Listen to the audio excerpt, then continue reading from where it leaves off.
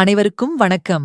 விரைவில் திருமணம் நடக்க செல்ல வேண்டிய கோவில் அறம் வளர்த்த அம்மை உடனுரை தான்தோன்றீஸ்வரர் திருக்கோயில் பேளூர் சேலம் மாவட்டம்.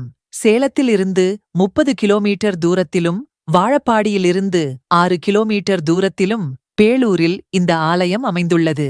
தலவிருட்சம் மா, பலா, இலுப்பை மூன்றும் ஒரே மரமாக இருப்பது இத்தலத்தின் சிறப்பு. தீர்த்தம் வசிஷ்ட நதி. இது பிருத்வி தலமாக போற்றப்படுகிறது. கணம்புள்ள நாயனார் இந்த திருக்கோயிலில் விளக்கு ஏற்றும் திருத்தொண்டு செய்த தலம். வசிஷ்ட மாமுனிவர் வேள்வி செய்த தலம் என்ற சிறப்பு பெற்றது.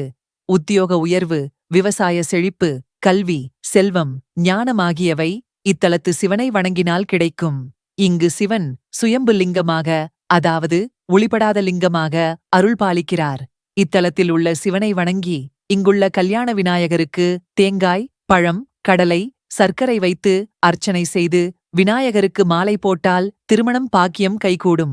வசிஷ்டர் செய்த யாக பூமியில் உள்ள திருமண்ணே இன்றும் கோயிலில் திருநீராக வழங்கப்படுகிறது. ஆவுடையாரில் இல்லாது தாமரை பீடத்தில் அருள்பாலிக்கும் குபேர சிவலிங்கத்தை இங்கே தரிசிக்கலாம். இதுபோன்ற ஆன்மீக தகவல்களை பெற நமது ஈசனை தேடி சேனலை சப்ஸ்கிரைப் மற்றும் லைக் செய்து கொள்ளுங்கள். திருச்சிற்றம்பலம்.